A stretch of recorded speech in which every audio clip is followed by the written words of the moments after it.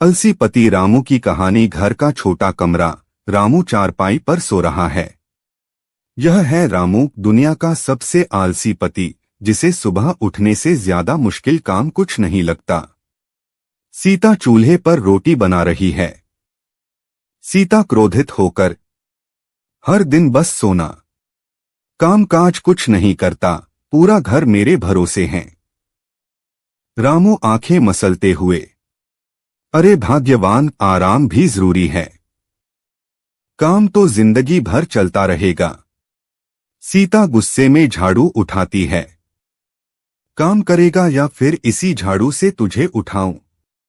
रामू धीरे से उठता है, पर हर कदम आलस से भारी। ठीक है ठीक है, आज गांव के कुएं से पानी ले आऊंगा। कुएं के पास रामू बाल्टी फेंकता है, लेकिन खुद किनारे पर बैठ जाता है। रामू, अभी 2 मिनट बैठू, फिर पानी निकालूंगा। तभी उसका दोस्त मोहन आता है।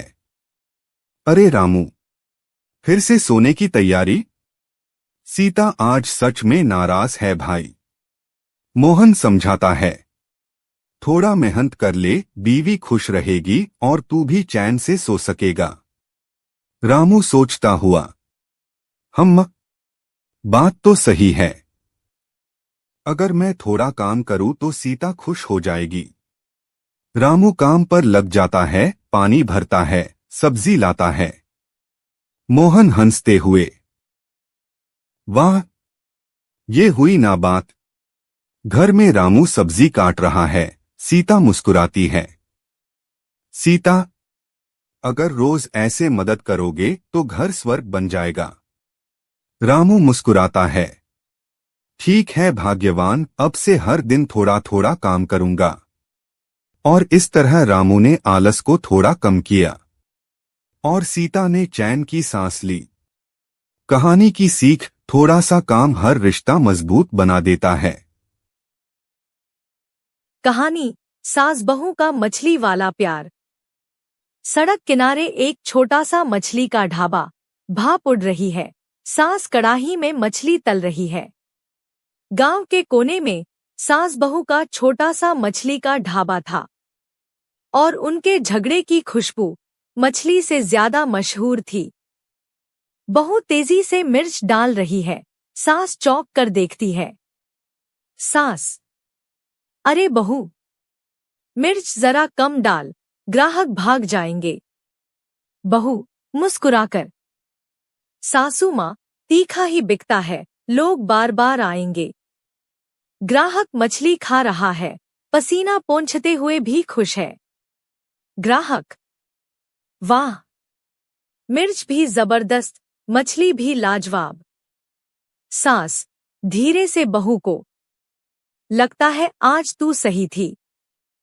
सास और बहू साथ में कड़ाही में मछली डालते हुए हंस रही हैं। कभी नमक, कभी मिर्च पर लड़ते थे, पर मछली का स्वाद? दोनों के दिल का एक ही राज था। ढाबे पर भीड़, सास बहू एक दूसरे को मछली का टुकड़ा खिलाती हैं। नैरेटर, सास बहू का मछली वाला ढाबा, प्यार, तकरार और स्वाद का अनोखा ठिकाना। एक घना जंगल, पंछियों की आवाज, हवा बह रही है। बहुत समय पहले एक घने जंगल के बीच एक रहस्यमयी जादुई महल था, जहां कोई जाने की हिम्मत नहीं करता था। गांव का एक छोटा लड़का आरव अपनी दादी से कहानी सुन रहा है। दादी, कहते हैं उस महल में अनगिनत खजाना और एक सोने का फूल है, लेकिन उसे पाने के लिए 3 कठिन परीक्षाएं देनी पड़ती हैं। आरव जंगल के किनारे खड़ा महल की तरफ देख रहा है। आरव को साहसिक सफर पसंद था। उसने ठान लिया कि वह महल का रहस्य जरूर सुलझाएगा। महल का विशाल दरवाजा, उस पर चमकते जादुई चिन्ह। दरवाजे से आवाज, पहली परीक्षा, सच्चाई का उत्तर दो, सबसे बड़ा खजाना क्या है? आरव, सच्चाई और दोस्ती। दरवाजा धीरे धीरे खुलता है। अंदर एक बर्फीला कमरा, बीच में पुल और नीचे गहरी खाई। दूसरी परीक्षा में उसे बिना डरे उस पुल को पार करना था जो हर कदम पर टूट रहा था। आरव दौड़कर पुल पार करता है और एक चमकते कमरे में पहुंचता है। आवाज, तीसरी और अंतिम परीक्षा, अपनी सबसे प्यारी चीज त्याग दो। आरव अपनी मां की दी हुई लकड़ी की बांसुरी रख देता है। बांसुरी रखते ही पूरा कमरा सोने के फूलों से भर जाता है। आरव का त्याग देखकर महल ने अपना सारा खजाना उसके सामने खोल दिया। गांव लौटते हुए आरव, उसके पीछे महल धीरे धीरे गायब हो रहा है। वह खजाना आरव ने गांव में बांट दिया और जादुई महल फिर कभी दिखाई नहीं दिया। फुरफुरी नगर का बाजार, मोटू गोलगप्पे खाते हुए। मोटू, अरे वाह, ऐसे गोलगप्पे रोज मिले तो क्या ही बात है। पतलू, मोटू पेट संभाल ले, तेरी आदत मुझे डराती है। गोलगप्पे वाले का ठेला खाली। गोलगप्पे वाला, मोटू भाई अब खत्म हो गए गोलगप्पे। मोटू, ओह अब मैं क्या करूं। दृश्य, चाय की दुकान। डॉक्टर झटका, मेरे पास है गोलगप्पा मशीन, डालो पैसे पाओ गोलगप्पे। मोटू, ये तो सपना सच होने जैसा है। मोटू मशीन में सिक्का डालता है, गोलगप्पा निकलता है। पतलू, देख संभल के, मशीन नहीं है। मोटू, अरे कुछ नहीं होगा। मोटू बार बार सिक्के डालता है, मशीन से गोलगप्पे बरसने लगते हैं। मोटू, वाह, अनलिमिटेड गोलगप्पे। पतलू, रुक जा मोटू, मशीन गर्म होकर धुआं छोड़ती है। पतलू, अब ये फटने वाली है। मोटू, ओहो, मशीन फटती है, गोलगप्पे चारों तरफ उड़ते हैं, छत पर, पेड़ों पर। गस्से में चाय वाला, अरे मेरी दुकान गंदी कर दी। इंस्पेक्टर चिंगम आता है। चिंगम, ये गोलगप्पा हमला किसने किया। पतलू, सर, मोटू का प्यार गोलगप्पों से थोड़ा ज्यादा हो गया। मोटू शर्माते हुए, मोटू, सर गोलगप्पा है ही ऐसा। चिंगम, अब सजा मिलेगी, पूरे शहर में गोलगप्पे बांट। मोटू और पतलू बच्चों को गोलगप्पे बांटते हैं। बच्चे, वाह मोटू अंकल, आप बेस्ट हो। पतलू, और अब शायद तेरा गोलगप्पा क्रेज कम हो जाए। धीमी मधुर आवाज में। बरसाने और गोकुल की गलियों में एक नटखट बालक की शरारतों के किस्से हर घर में गाए जाते थे। वो थे नंदलाल, माखन चोर, हमारे प्यारे कान्हा। गोकुल का आंगन।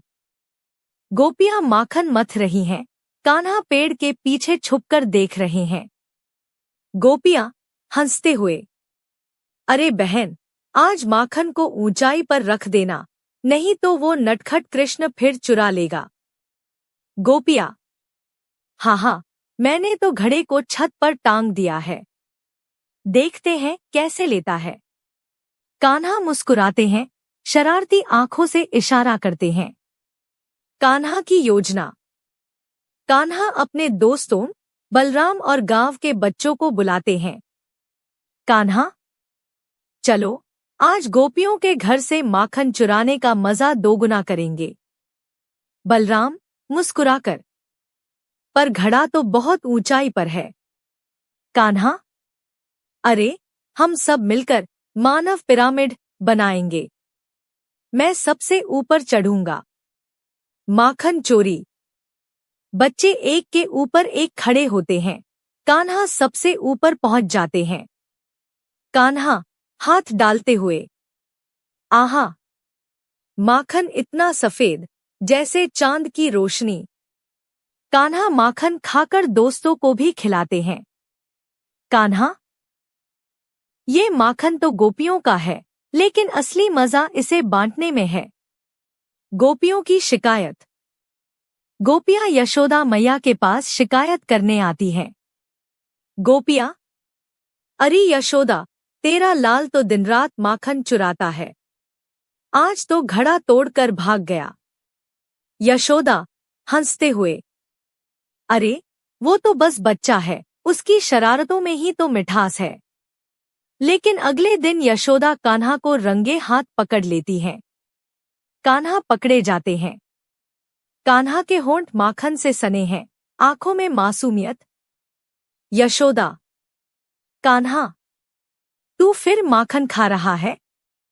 कान्हा मुस्कुराकर, मैया, मैं तो माखन नहीं, तुम्हारा प्यार खा रहा हूं। यशोदा कान्हा को गले लगा लेती है। सब हंसते हैं। गोकुल का हर कोना कान्हा की नटखट लीलाओं से गूंजता रहा। माखन चोरी में छुपा उनका प्रेम, बांटने की आदत और मासूमियत आज भी हमें मुस्कुराना सिखाती है।